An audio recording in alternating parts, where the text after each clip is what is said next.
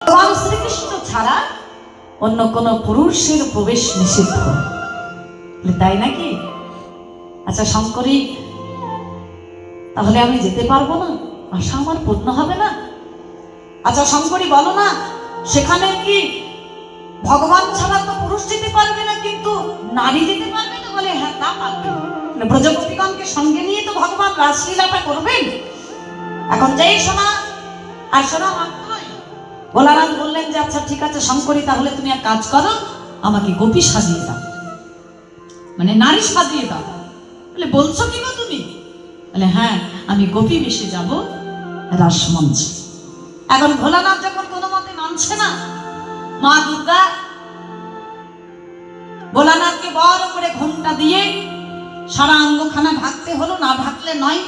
একে শিরে জটা ত্রিলোচন ভস্যাঙ্গ বিভূষণ, হ্যাঁ, না ঢাকলে তো যা মাত্রই ধরা পড়ে যাবে।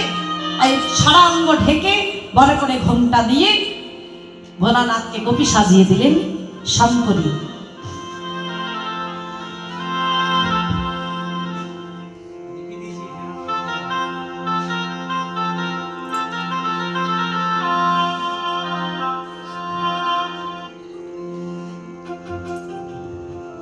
এখন বড় করে ঘোমটা দিয়ে গোপী সাজিয়ে দিলেন। গোপী বেশে ভোলানাথ গেল রাসমঞ্চে।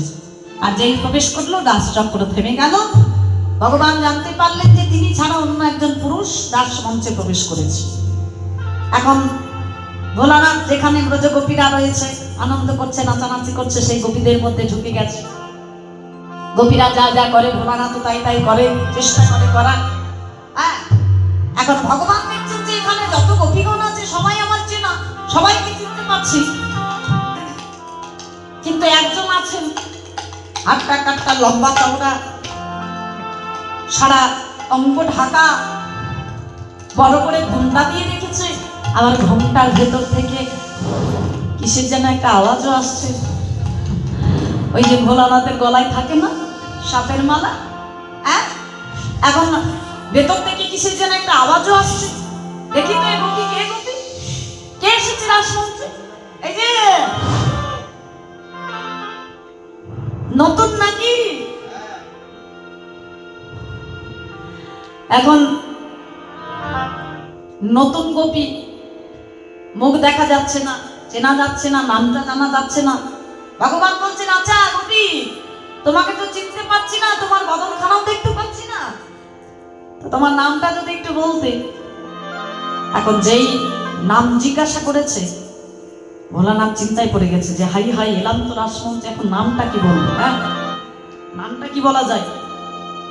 এখন চিন্তা করতে করতে ভগবান বলছে আচ্ছা এই যে মনে পড়েছে, বলে দাও দেখি। আমার নাম শ্বেত গোপী। আমার নাম শ্বেত গোপী। শ্বেত গোপী? শ্বেত গোপী বলে কোনো গোপী আছে তোমার জানা ছিল না?